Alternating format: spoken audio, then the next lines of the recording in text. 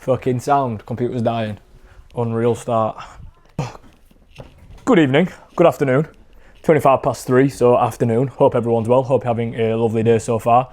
Thanks for joining me on today, mate. In a bit of a mood. Don't know why. Feel a bit miserable, mate. Don't know what's going on. Seeing Joe Weller's turn to Christ.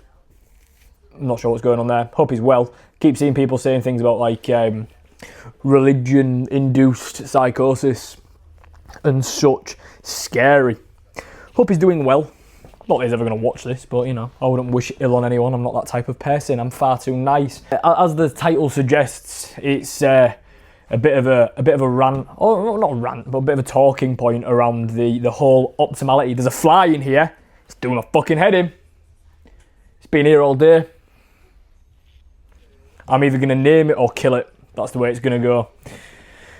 I'm hoping for the latter, because it's doing my head in, mate. It's like taunting at me. I swear, every time it flies by me, mate, I can hear it laughing. I'm going to swing for it and end up breaking something in the office, which isn't going to be great. But, as mentioned, there it is, mate.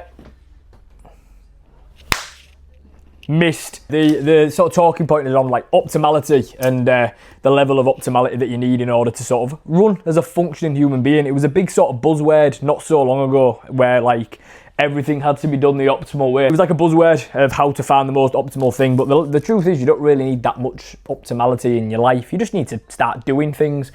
Do you know what I mean? Shots on goal. It's the same sort of principle that I've got with a YouTube, mate. I'm not expecting to blow up on, it'd be ideal if I did, but I'm not expecting to become viral overnight. It's not going to be that sort of thing. But the benefit is of just being a person with conscious thought is that you can just have loads of shots on goal until something goes in. Eventually, by sod's law, mate, law of averages, something's going to go in.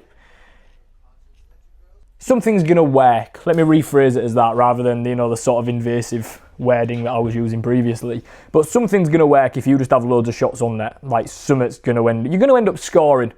You don't score if you don't score, chore. Gone on a bit of a tangent here, but we'll roll with it.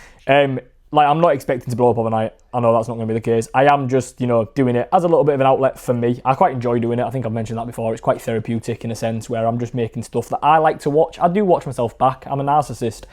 I watch it and go, God, they're just letting models on YouTube these days. Where am I going? Back to the original point in terms of optimality. Most people don't need that stuff in their life. They don't need that high level of optimality in order to function. You just need to start doing things. Most people will wait for like the best training split or the most optimal training split before they start doing something. But the truth is, you don't need to wait for that. You just need to start. Like, if you're spending forever waiting for the optimal training split to come out. I was speaking to a fella this morning who was on about like he is currently researching a drug that binds to a receptor that means that you can gain tissue without even lifting, without going through that contractile range. You can just gain muscle. You don't even have to do anything. You can just... What? Just go train. Just go and train. What are you talking about? Like, you're not. That's not gonna be anytime soon. Like, if you wait for that, I'm just gonna go do some rows. You sit here and wait for that drug to come about. I'm gonna go use the T-bar row now because it's free. In terms of the actual optimality of it as well, the training split that your favourite sort of influencer's running, that could be me. If I'm your favourite influencer, get a life, but thank you. It's not necessarily going to be the best one for you. Like, training splits are dependent on your physique. You need to get an overall picture of your physique. I'm looking at Sid in the corner. He's a skeleton. He needs a gaining phase. Depends on what your physique is currently looking like. So if you're following the split of someone who has got emphasis on upper body work or lower body work or whatever else, when you do not need that personally, then what is the point? You need to look at your own physique, see what like you need to improve on. Your training split needs to meet the demands that you want out of your physique. I'm reading this, by the way. Bit of a peek behind the curtain.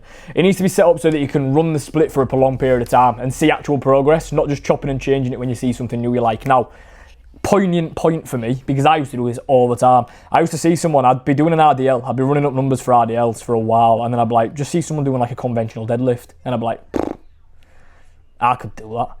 So then I'd just stop doing RDLs and I'd do a conventional deadlift. And yeah, I'd run up numbers for quite some time because it's a new movement pattern, but then eventually you get to a point where then numbers start to dwindle, progression starts to become fewer and fewer, and it starts to get a little bit more challenging, and I go, I saw a fella doing a 45-degree hyperextension on a booty builder. I could do that. And before you know it, I've just got a massive arsenal of exercises that I can perform relatively well, but I'm piss weak at because I'm not running them up over time, and I'm also not getting the benefit out of it. Like, I want to be able to run an exercise for a prolonged period of time until I actually see the physique from that, until I actually see the physique development from that, basically. So yeah, anyway, I hope some of that's salvageable, but I am going to run through a little bit of a training clip for today. So I have trained pull today, which is probably why I'm feeling a little bit all over the place. The weather's not great. It's a miserable, miserable day. It's quite muggy, but it's also thunderous. Like, there's a lot of thunder. Is that the adjective? It's thunder and lightning outside, but it's not raining. It's just muggy. Got a lot of stuff to do. All positive, really. I shouldn't be complaining, but I am nonetheless. I've also made a rookie error because I didn't think I was going to be recording a YouTube video today because I felt like a miserable... I might not post this. If I watch this back later on and think, Jesus Christ, cheer up, I probably won't post it. I will. I'll post it regardless. But because I didn't think I was going to be recording a YouTube video, I've not recorded in landscape. I've recorded in portrait like an absolute rookie. So we'll see how this goes. It might also be unsalvageable, but we'll see how it goes. I recorded it for the Instagram rather than for the YouTube, but you know, that's by the by. But today's pull day. When it comes down to pull, you've got two muscle groups that you want to be training. Your upper back, three, four. You've got your upper back, you've got your lats, you've got your biceps, you've got your rear delts. That's basically what consists of a pull day. If you want to get techie with it, put your hamstrings in there. If you've got loads of time, if you've got all the time in the world, put your hamstrings in there. Why the hell not? But it is essentially using the different parts in order to create bias. So what we're looking at doing, if we are trying to target the lats, it's the elbow that creates the change of direction. Lock the shoulder down and make sure the elbow creates a change of direction. Let it work through its full range into full extension without the shoulder moving and into full flexion as well. Driving the elbow forward, driving the elbow back, keeping it as close as the body in order to bias the lat. When we're looking at working the upper back, it is a case of allowing the shoulder to work through its greatest range available to it. So you're making sure the shoulder creates the change of direction, as you'll see on my first exercise.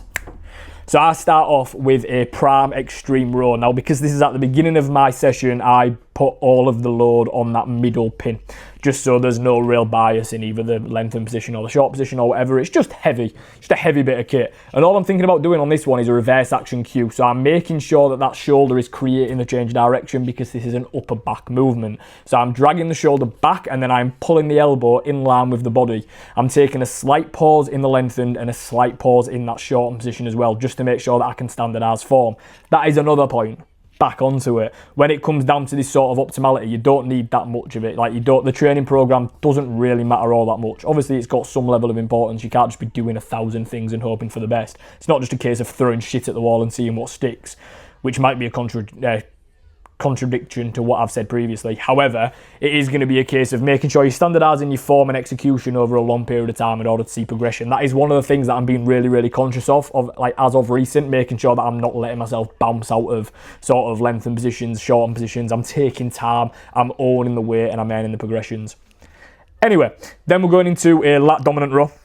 So all I'm doing on this one, opposite, because it's a lat dominant, I'm locking the shoulder down to the hip, and I'm making sure the elbow creates a change of direction. I'm dragging that elbow as tight as I can, thinking about rubbing my bicep along my rib cage, keeping it as tight as possible, driving the elbow down into the base of the spine, taking a pause in that short position to get that full contraction, and then taking a pause in the lengthened position to allow the lat to stretch.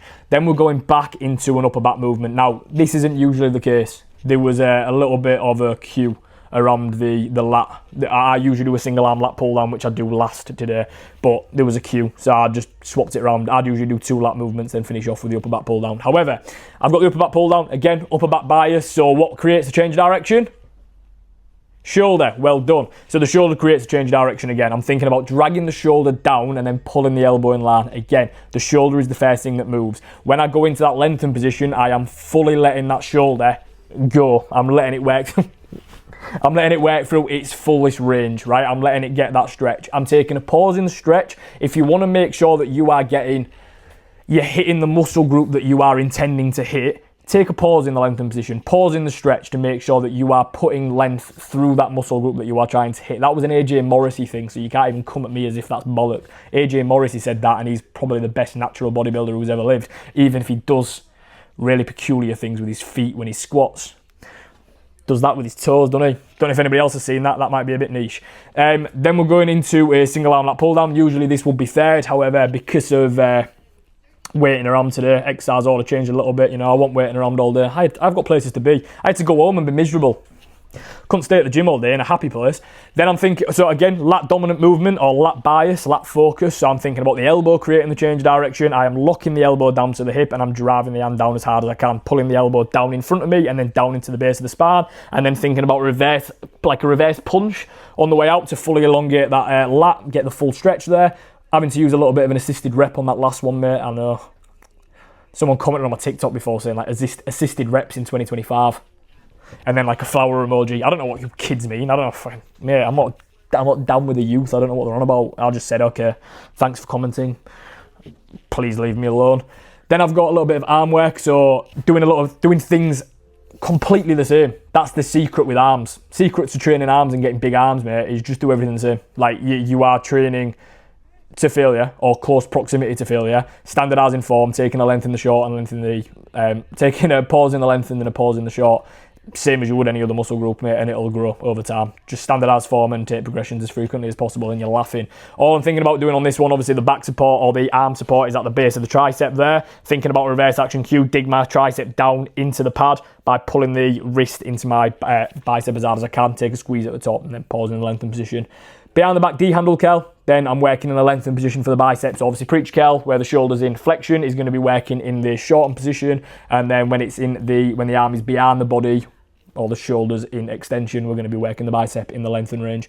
Again, think about the elbow driving back, pulling the wrist into the bicep as hard as we can. Pause in the lengthened, pause in the short. Take your time with the movements, don't rush through it. Standardise as best you can all the way through.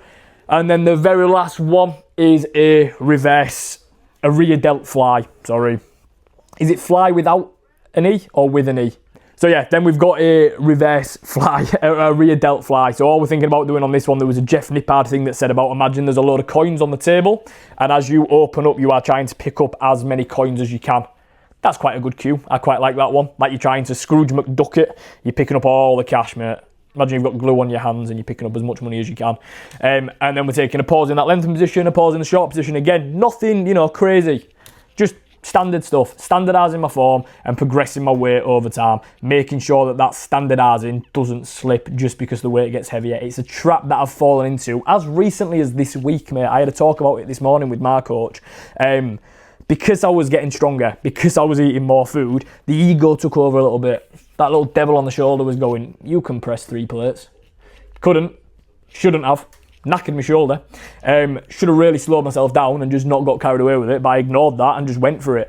And now I feel like I'm having to I'm not bringing it back, I'm sticking with the weight I was using, but I'm just having to tidy things up, and it should never get to that point. If you are training effectively, your standardising of form should not slip. Do not allow it to slip. You want to be training to the best of your ability, and then when you take them progressions, you know that you have earned that progression. You're not just bouncing up for the sake of bouncing up. Leave the ego at the door, which I know is a very, very common bodybuilder bro-y thing to say, but it is true.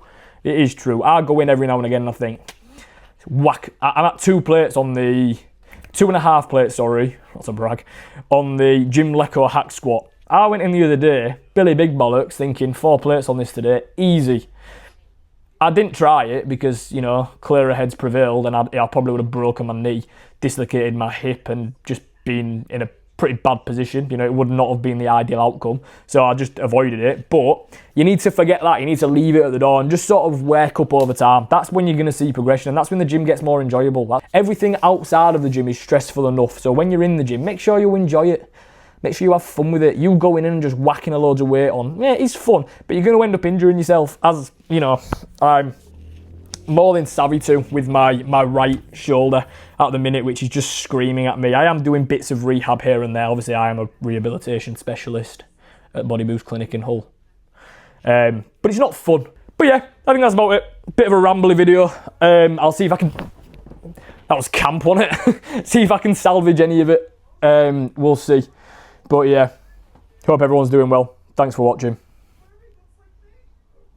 Hope Joe Weller's alright. See you in a bit.